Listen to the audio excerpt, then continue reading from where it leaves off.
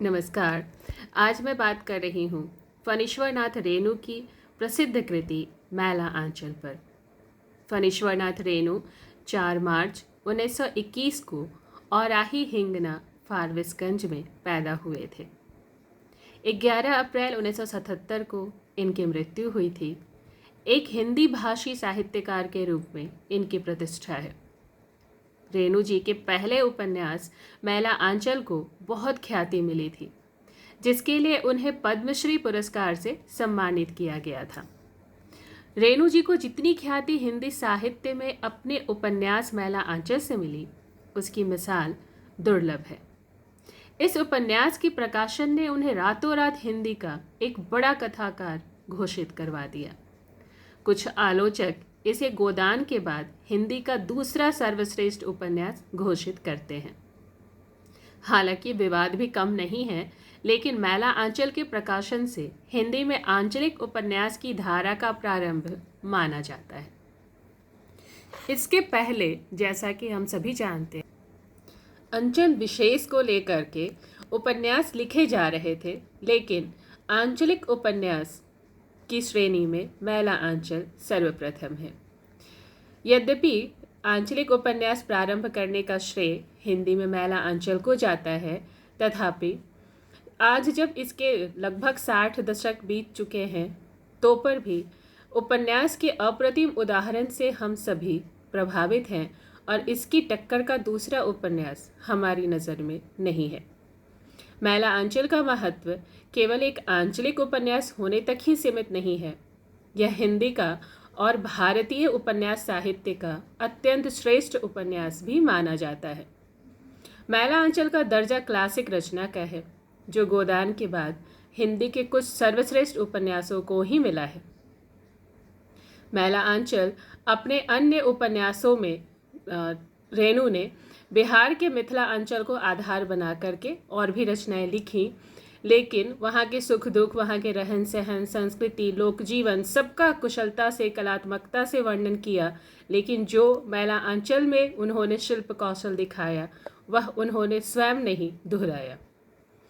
अंचल को अपनी रचनाओं के केंद्र में रखकर प्रस्तुत करने के कारण फणीश्वरनाथ रेणु हिंदी में आंचलिक उपन्यास की परंपरा के प्रवर्तक के रूप में प्रतिष्ठित हुए। हिंदी उपन्यास का कोई भी अध्ययन करता रेणु के उपन्यासों को पढ़े बगैर अधूरा ही रहेगा।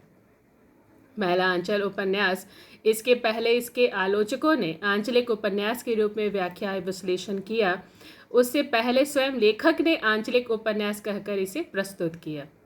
उपन्यास के प्रथम संस्करण की संक्षिप्त भूमिका में रेणु ने पहला ही वाक्य लिखा, यह है मैला आंचल, एक आंचलिक उपन्यास। वास्तव में लेखक के ये शब्द हिंदी उपन्यास के विकास में निर्णायक दिशा देने वाले सिद्ध हुए। 1954 से पहले भी हिंदी में आंचलिक उपन्यासों की रचना हो रही थी, लेकिन किसी भी आलोचक या उपन्यासकार ने अपनी कृति को आंचलिक नहीं कहा। रेणु का सर्जनात्मक प्रतिमान ही था कि उन्होंने इसे स्वयं आंचलिक उपन्यास कहा। एक सर्जक के साथ साथ वे आलोचक और विश्लेषक की भूमिका भी स्वयं निभा रहे थे। रेणु ने अपनी भूमिका में ही उपन्यास को जो आंचलिक कहा, तो अनेक परतों को खोला। उन्होंने पूर्णिया को उपन्यास का कथानक कहा, अंचल विशेष को उपन्यास की कथा का आधार बिंदु बनाया, किसी चरित्र को, किसी घटना को नहीं। इसके पहले किसी उपन्यासकार ने अंचल को इतना महत्व नहीं दिया। पूर्णिया का एक जीवंत व्यक्तित्व इस उपन्यास से उद्घाटित होता है। पूर्णिया को कथानक कहकर रेणु ने पूर्णिया की अस्पष्ट रूपरेखा प्रस्तुत की। पूर्णिया बिहार राज्य का एक जिला है, जिसकी सीमा एक ओर से नेपाल तो दूसरी ओर पाकिस्तान, अब बांग्लादेश और पश्चिम बंगाल से लगती है। पूर्णिया के भौगोलिक नक्शे को और अधिक मूर्त रूप देते हुए रेणु ने भूमिका में बतलाया कि पूर्णिया की सीमा रेखा संथाल परगना के आदिवासी क्षेत्र और मिथिला के क्षेत्र से भी मिली हुई है। पूर्णिया के विशाल क्षेत्र को उन्होंने अपने कथानक का आधार न बनाकर इस क्षेत्र के केवल एक ही गांव मेरीगंज को केंद्र में रखा है, और यह गांव भी पिछड़े गांवों के प्रतीक के रूप में प्रस्तुत है। रेणु ने इस तरह से काव्यात्मक रूप में इसकी प्रस्तुति की है इसमें फूल भी हैं, शूल भी है, धूल भी है, गुलाल भी, कीचड़ भी है, चंदन भी, सुंदरता भी है, कुरूपता भी। मैं किसी से दामन बचाकर नहीं निकल पाया। रेणु की मैला आंचल की भूमिका के रूप में आई यह काव्यात्मक अभिव्यक्ति मैला आंचल के विश्लेषण में प्रायः उद्धृत की जाती है। वास्तव में रेणु जी ने मैला आंचल के शरीर, पूर्णिया भौगोलिक क्षेत्र जो है, उसकी आत्मा को संकेतित किया है। संक्षिप्त रूप में यहाँ वह आत्मा प्रस्तुत है, और जब हम इस उपन्यास को पढ़ते हैं तो पूर्णिया की आत्मा हमारे सामने होती है।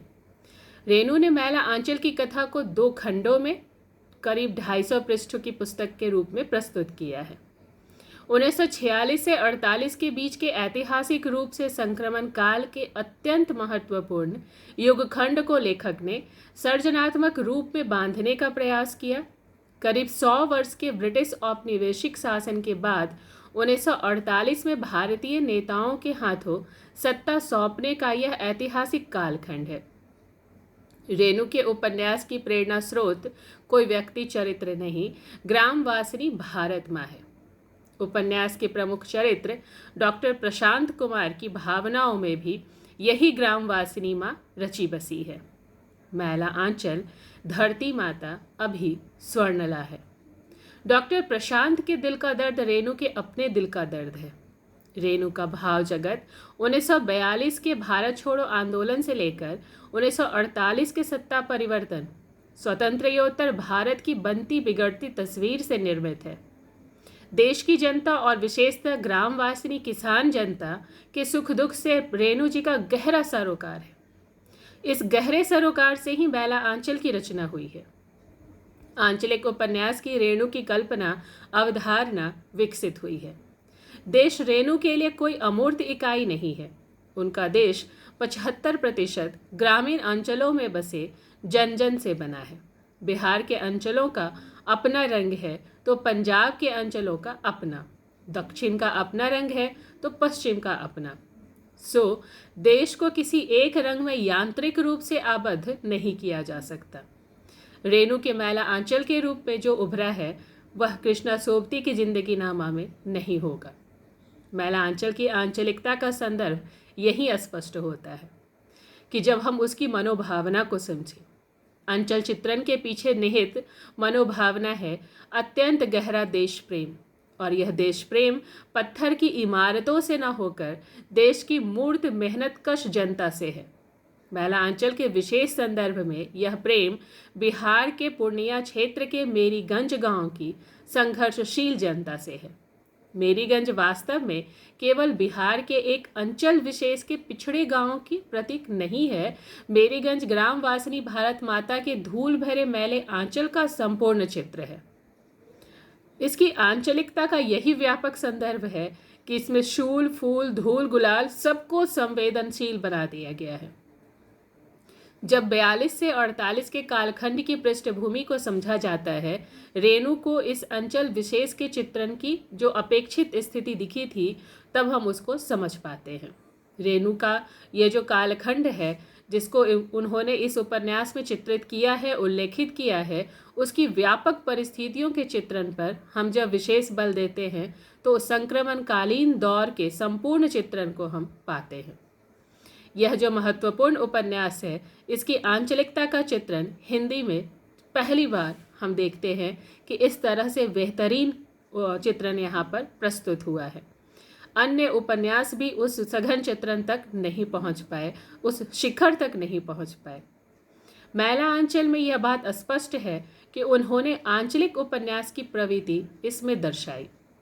ऐतिहासिक दौर के संक्रमण को आंचलिकता के परिवेश में चित्रित किया। मैला आंचल में एक महत्वपूर्ण तकनीक का प्रयोग किया गया कि आंचलिक परिवेश के सौंदर्य, उसकी सजीवता, मानवीय संवेदनाएं उजागर होती हैं। दृश्यों को चित्रित करने के लिए लेखक ने गीत का, लय का, ताल का, वाद्य का, ढोल, मनार, खंजड़ी, नृत्य, लोक नाटक जैसे उपकरणों का बखूबी इस्तेमाल किया है।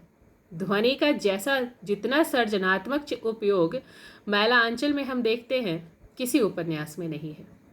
ढाक ढिना, ताक ढिना, डाडिगा, रीरिता, धिनता, आदि की जो अनुगूंज हम सारे उपन्यास में सुनते हैं, इन ध्वनियों के द्वारा लेखक ने पूरे परिवेश को वानी दी है। लोकगीतों की जो कड़ियां हैं स्थान स्थान पर, वह लेखक की मनोभावना को, विचार को अभिव्यक्त करती हैं।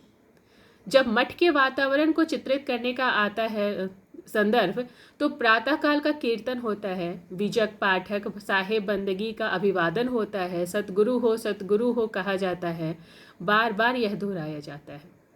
राजनीतिक पार्टियों की गतिविधियों की सरगर्मी को दिखाने के लिए भी तरह तरह के नारों की सहायता ली गई है। कहीं किसान राज कायम हो, मजदूर राज कायम हो, गरीबों की पार्टी सोशलिस्ट पार्टी जिंदाबाद की ध्वनि है, तो कहीं जय हो गन्ही महात्मा की जय हो की गूंज सुनाई देती है। जलसे, जुलूस और मीटिंगों में भी ध्वनि और भाषणों का योगदान है। नारों को कहीं भी गीतों में ढालने का उपक्रम किया गया है। मैला आंचल की यह जो आंचलिकता है, यह बार बार उभर कर सामने आती है। लेखक ने अंचल के भौगोलिक परिस्थितियों के चित्रण को लेकर सामाजिक, सांस्कृतिक, पर्यावरण के चित्रण बड़ी गहराई और लगाव से प्रस्तुत किए हैं। आंचलिकता और स्थानीय रंगत में फर्क महसूस करवाया है। स्थानीय रंग वाले उपन्यासों में उसका वातावरण, कथा और चरित्र तत्वों से अविच्छिन्न नहीं होता। आंचलिक उपन्यास में उसका वातावरण उपन्यास के कथ्य और चरित्रों से अनिवार्यतः जुड़ा होता है। मैला आंचल में मेरीगंज गांव भौगोलिक, सामाजिक, सांस्कृतिक दृष्टि से अन्य किसी गांव से भिन्न है। इसकी भिन्नता को हम यहाँ समझ पाते हैं। बोली बानी की भिन्नता, गीतों, रीति रिवाजों की भिन्नता, सूक्ष्म ब्योरों की भिन्नता, मिथिला अंचल की लोक संस्कृति की सांस्कृतिक व्याख्या, इन सब के साथ बदलते हुए यथार्थ का परिप्रेक्ष्य हम यहाँ देखते हैं। मेरीगंज में मनाए जाने वाले 30 त्योहार, गांव में मनाए जाने वाले कई तरह के ऋतु के पर्व होते हैं, लोक व्यवहार के विविध रूप, मानवीय संबंधों के विशिष्ट रूप का वर्णन हम यहाँ पाते हैं। उन्होंने अपने प्रिय अंचल का इतना गहरा और व्यापक चित्र खींचा है कि यह उपन्यास अपनी परंपरा की सर्वश्रेष्ठ कृति बन गई। रेणु की जो उपन्यास लेखन में मैला आंचल और प्रतीक परी कथा का लेखन का ग्राफ ऊपर की ओर जाता है, तो वह हम देखते हैं कि इसके बाद के उपन्यासों में वह बात नहीं दिखती। मैला आंचल के अलावा उन्होंने परती परी कथा लिखा, जुलूस लिखा, दीर्घ तपा लिखा, कितने चौराहे लिखे, पलटू बाबू रोड लिखे। इन सब में वह बात नहीं है। उनके कथा संग्रह हैं एक आदिम रात्रि की महक, ठुमरी, अग्निखोर, अच्छे आदमी। रिपोतार्ज हैं ऋण जल धन जल, नेपाली क्रांति कथा, वन तुलसी की गंध, अश्रुत श्रुत अश्रुत पूर्वे। और उनकी प्रसिद्ध कहानियां हैं मारे गए गुलफाम, तीसरी कसम, एक आदिम रात्रि की महक, लाल पान की बेगम, पंचलाइट, तबे एकला चलो रे, ठेस, संवदिया, तीसरी कसम। इस नाम से राज कपूर और वहीदा रहमान की मुख्य भूमिका में प्रसिद्ध फिल्म बनी, जिसे बासु भट्टाचार्य ने निर्देशित किया और सुप्रसिद्ध गीतकार शैलेंद्र इसके निर्माता थे। यह फिल्म हिंदी सिनेमा में मील का पत्थर मानी जाती है। हीरामन और हीराबाई की इस प्रेम कथा ने प्रेम का एक अद्भुत महाकाव्यात्मक पर दुखांत कसक से भरा आख्यान सा रचा, जो आज भी पाठकों और दर्शकों को लुभाता है। मैला आंचल फणीश्वरनाथ रेणु का प्रतिनिधि उपन्यास है, तो तीसरी कसम उनकी प्रतिनिधि कहानी। यह हिंदी का श्रेष्ठ और सशक्त आंचलिक उपन्यास माना जाता है, वह सर्वश्रेष्ठ प्रेम कथा। मैला आंचल में नेपाल की सीमा से सटे उत्तर पूर्वी बिहार के एक पिछड़े ग्रामीण अंचल को पृष्ठभूमि बनाकर रेणु ने वहाँ के जीवन का, वहाँ से घनिष्ठ रूप से जो वह जुड़े थे, उसका जीवंत और मुखर चित्रण किया है। 1954 में प्रकाशित इस उपन्यास की कथा वस्तु है बिहार राज्य के पूर्णिया जिले के मेरीगंज की ग्रामीण जिंदगी। यह स्वतंत्र होती है और उसके तुरंत बाद के भारत के राजनीतिक, आर्थिक और सामाजिक परिदृश्य का जो ग्रामीण संस्करण है, उसे यहाँ दर्शाया गया है। रेणु के अनुसार, जैसा हमने पहले भी जाना, कि इसमें फूल है, शूल है, धूल है, गुलाब है, कीचड़ है, किसी से भी उन्होंने दामन नहीं बचाया। इसमें गरीबी है, रोग है, भुखमरी है, जहालत है, धर्म की आड़ में हो रहे व्यभिचार है, शोषण है, बाह्य आडंबर है, अंधविश्वास है, इन सब का चित्रण इस उपन्यास में है। शिल्प की दृष्टि से इसमें फिल्म की तरह घटनाएं एक के बाद एक घटती जाती हैं और विलीन होती जाती हैं। दूसरी घटना प्रारंभ होती है। इसमें घटना प्रधानता तो है, लेकिन कोई केंद्रीय चरित्र या कथा नहीं है। इसमें नाटकीयता और किस्सा गोई शैली का प्रयोग किया गया है। हिंदी में आंचलिक उपन्यासों के प्रवर्तन का श्रेय इस उपन्यास को इसीलिए प्राप्त हुआ। कथा शिल्पी फणीश्वरनाथ रेणु की इस युगांतकारी औपन्यासिक कृति में कथा शिल्प के साथ साथ भाषा शिल्प और शैली शिल्प का विलक्षण सामंजस्य है, जो जितना सहज स्वाभाविक है उतना ही प्रभावकारी और मोहक भी है। मैला आंचल का नायक है एक युवा डॉक्टर, जिसे हम नायक मान सकते हैं। हालांकि मैला आंचल के लेखक ने स्वयं कहा कि यहाँ पर अंचल ही नायक है। तो कहानी में जो वह एक नायक है डॉक्टर, जो अपनी शिक्षा पूरी करने के बाद पिछड़े गांव को अपने कार्यक्षेत्र के रूप में चुनता है तथा इसी क्रम में ग्रामीण जीवन के पिछड़ेपन, दुख दर्द और अभाव को, अज्ञान को, अंधविश्वास को, तरह तरह के सामाजिक शोषण चक्रों को, उसमें फंसी हुई जनता की पीड़ा को, संघर्ष को जब वह देखता है तो उसकी जो अनुभूति होती है वह इस कथा में मूल है। कथा का अंत इस आशामय संकेत के साथ होता है कि युगों से सोई हुई ग्राम चेतना तेजी से जाग रही है। मैला आंचल का कथा क्षेत्र मेरीगंज है। नील की खेती से संबद्ध किसी अंग्रेज अफसर W.G. मार्टिन की पत्नी का नाम जब इस जनपद से जुड़ गया तो लोग उसका नाम, पुराना नाम भूल गए। मेरी जो मार्टिन की नई पत्नी थी और जिसके लिए मार्टिन ने कोठी बनवाई थी, बहुत दिन तक उसमें नहीं रह सकी। मेरी को मलेरिया ने ऐसा धर दबाया कि वह परलोक सिधार गई। मार्टिन उसके वियोग में पागल होकर मर गया और उसी के साथ भारत में नील युग का अंत हो गया। मार्टिन जब तक जीवित रहा मेरीगंज मलेरिया सेंटर खुलवाने का प्रयास करता रहा। इस पृष्ठभूमि में बिहार के पूर्णिया जिले के ग्रामीण अंचल के मेरीगंज गांव के लोगों की कथा की शुरुआत उपन्यास में की गई है। कथा का अंत इस आशामय संकेत के साथ होता है कि युगों से सोई हुई ग्राम चेतना अब तेजी से जाग रही है। रेणु जी ने इस युगांतरकारी औपन्यासिक कृति मैला आंचल में कथा शिल्प के साथ साथ भाषा शैली पर भी प्रयोग किया है। वह सहज स्वाभाविक भाषा शैली है, प्रभावकारी भी है, मोहक भी है। ग्रामीण अंचल की ध्वनियों को और धूसर लैंडस्केप से संपन्न यह उपन्यास हिंदी कथा जगत में पिछले कई दशकों से एक क्लासिक रचना के रूप में स्थापित है। रेणु जी ने मैला आंचल के लिए स्वयं एक अनोखा विज्ञापन दिया था। वह लिखते हैं, फणीश्वरनाथ रेणु लिखित मैला आंचल निहायत ही रद्दी उपन्यास है। मैला आंचल उपन्यास के लिए फणीश्वरनाथ रेणु ने खुद एक अनोखा विज्ञापन बना दिया, जिसमें उन्होंने अपने आलोचकों की खूब चुटकियां ली थी। मुख्य धारा से हटकर आंचलिक उपन्यास लिखने पर उन्हें हे दृष्टि से देखा गया। पुस्तक की सफलता के पश्चात यहाँ उन्होंने वह सब बातें रखी जो उनकी भाषा शैली पर चोट करते थे। रेणु जी की प्रतिनिधि रचना होने के साथ साथ मैला आंचल हिंदी साहित्य का मील का पत्थर है। उन्होंने अपने लिए इस उपन्यास के लिए नकारात्मक शैली में एक विज्ञापन दिया था, वह देखें। मैला आंचल अपने जमाने में मुख्य धारा से अलग कृति थी। इस विज्ञापन में एक स्वालोचना है जिसे मनुष्य मात्र दो स्थितियों में करता है, जब खुद की गलती से आत्मसात होता है, दूसरा जब अपने आलोचकों का मुंह बंद करना चाहता है। उन्होंने इसमें लिखा कि नकारात्मक प्रचार के मनोविज्ञान से लाभ उठाना शायद उनकी मंशा रही हो।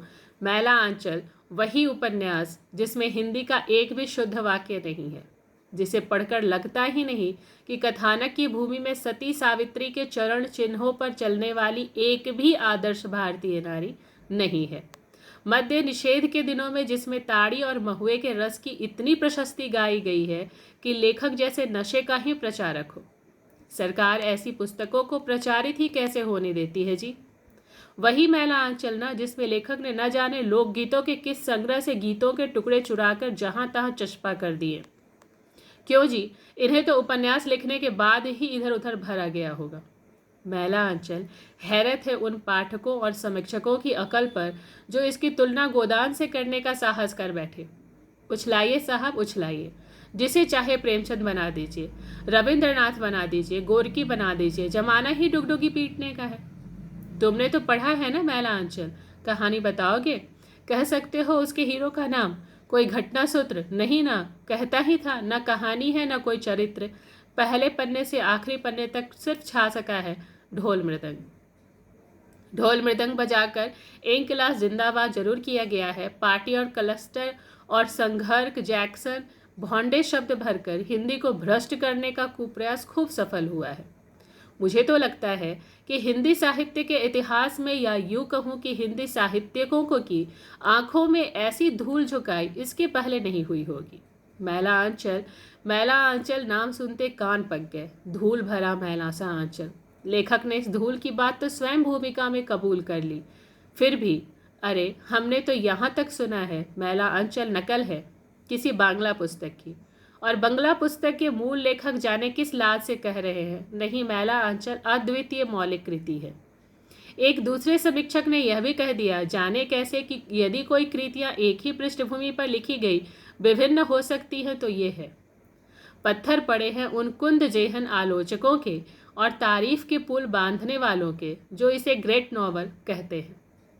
ग्रेट नॉवल की तो एक ही परख हमें मालूम है, उसका अनुवाद कर देखिए। कीजिए तो मैला आंचल का अनुवाद अंग्रेजी में, फिर देखिए उसका थोथापन। अरे भाई, यह मूर्ख गवार लेखक ने न केवल समीक्षकों को भरमाया है, पाठकों पर भी लद बैठा। देखते देखते सुनते हैं समूचा एडिसन ही बिक गया। न्यूज़प्रिंट के सस्ता कागज पर छपा एक कॉपी भी नहीं मिलती कई महीनों से। प्रकाशन समाचार जनवरी 1957 में प्रकाशित यह विज्ञापन फणीश्वरनाथ रेणु ने तैयार किया था, और जब इस विज्ञापन को हम पढ़ते हैं तो यह अनुभूति होती है कि लेखक की इसके पीछे मंशा क्या थी। यह अभूतपूर्व कृति जो आज भी पाठकों को, विद्यार्थियों को अपनी ओर आकर्षित करने में उतनी ही सक्षम है जितनी आज से 70 वर्ष पूर्व थी। तो हम इस कृति की महानता से अवगत होते हैं, लेखक की महानता से अवगत होते हैं, और यह स्वीकार करने में सक्षम होते हैं कि लेखक ने एक अद्वितीय कृति की रचना की है। धन्यवाद।